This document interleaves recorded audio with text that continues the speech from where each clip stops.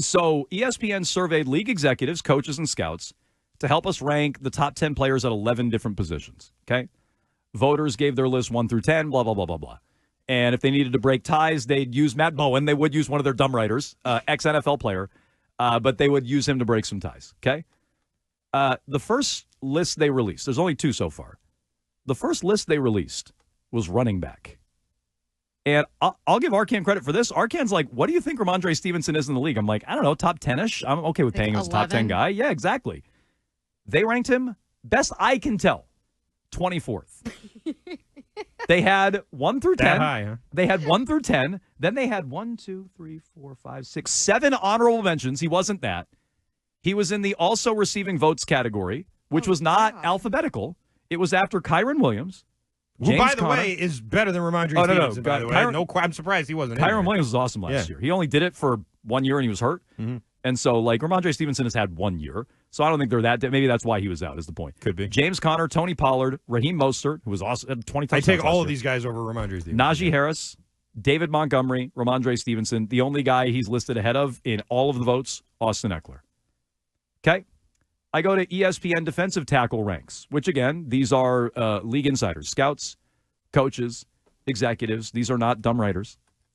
Which I like. Mego doesn't like me saying that. They're not dumb, you guys. It's just mean. They're the my point is, these are actual people who are paid to evaluate players. So they just say they're not writers. You don't have to say they're dumb writers. It's not the dumb writers. They go 1 through 10, and there's no Christian Barmore. Christian Barmore was an honorable mention, which I feel pretty good about that. Patriots got an honorable mention there. Nice. How you doing, man? You good? How you doing, man? You all right? So he is not in the top 10. Honorable mentions ahead of him: Vita Vea, Jonathan Allen, Jalen Carter, Daron Payne. That's 2 commanders on there before you even get to Christian Barmore. Yep. Cam Hayward, who's ancient. And then Christian Barmore. I will say the write-up from an NFC scout was excellent. This should make you feel good. By the dumb writer. By the dumb writer. No, this is the NFC scout. Yeah, not a writer, a scout. Yeah. A run Scouts stopper. are never wrong. A run stopper with sack production and big upside. He can rush from the inside. He has some Chris Jones in him. So, if he's Chris Jones, then great. Gross. Here's the point. These are 2 guys the Patriots were itching to pay, and neither one was a free agent. They were itching to throw money at these guys, and they're, in the eyes of the league, not some dumb writer, in the eyes of the league, they're middling players. Not great. They were bending over backwards, itching to pay the 24th best running back, the 16th best D tackle. Neither one was a free agent. And they refused to pay a wide receiver who hit the market. Now, where would Calvin Ridley rank on this list? I guess we should look at that when the rankings come out at wide receiver. Maybe we should look at that. But you didn't have to pay these guys. They were already on your team. It did nothing to improve your team. And looking at it, the league doesn't think super highly of either one of these guys. Is that a fair takeaway? I think it's a fair takeaway. I would ask for somebody like Barmore, what would you guess the average age for the other guys ahead of him are? I don't know. Because I do feel like Barmore, at least, I could look at and say he's still a developmental player, and I think his best performances are ahead of him. Quinnen Williams isn't old. Dexter Lawrence isn't old. Jeffrey Simmons isn't old. Justin Madubuike isn't old. Christian Wilkins just signed. I mean, he's probably in his mid-20s. Derek Brown isn't old. Cam Hayward is 35. Cam Hayward's old. Yeah. But, I don't know. How old are the guys on the Commanders? Allen and Payne, they're pretty young, aren't they? I think so. Yeah. So, half the list at least is young. So maybe you jump up a little bit. I do feel like Barmore is more of a guy who's still developing, and he's going to be better in the future. So I think that's a good contract.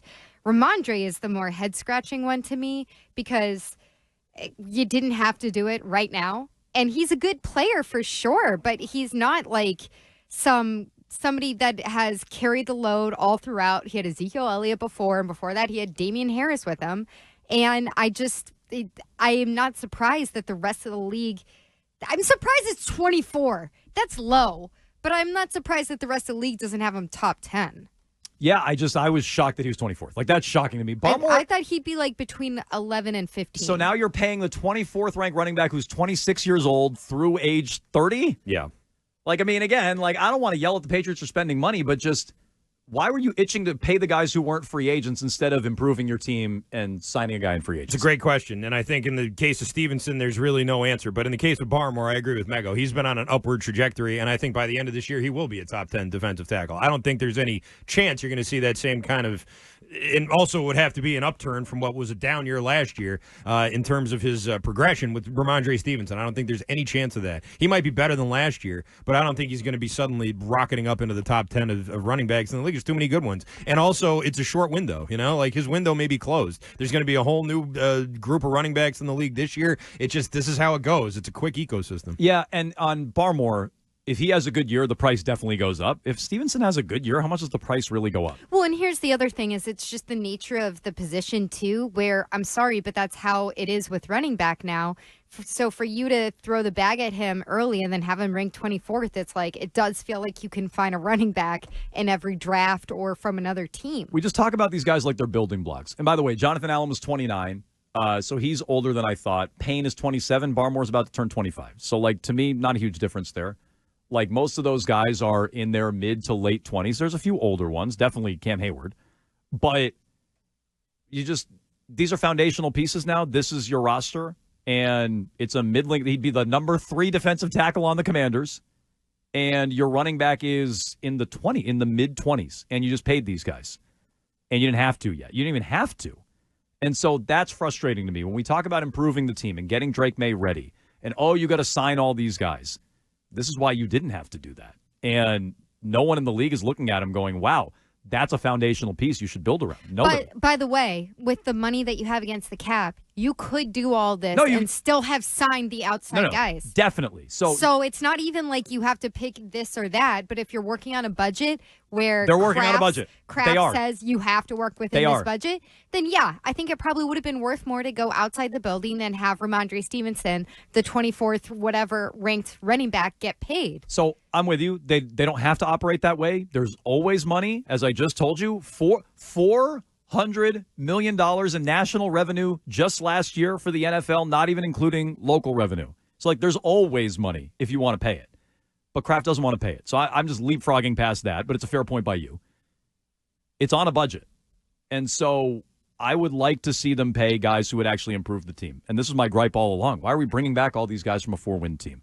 Especially when the league doesn't think all that highly of them, what as about we're coming this? to find out. Text line, I think they're overpaying their own guys because nobody else wants to come here. They will if you pay them. Thank you. That's how I feel. You're going to have to overpay. So they're not going to be psyched about it, but they'll take the most money. I mean, it's not, If you gave Calvin Ridley the most money, he would have told his wife or girlfriend or whoever it was to move to New England. Buy a winter coat, we're moving to New. If you gave him enough money, he'd be here. They didn't, so he's not.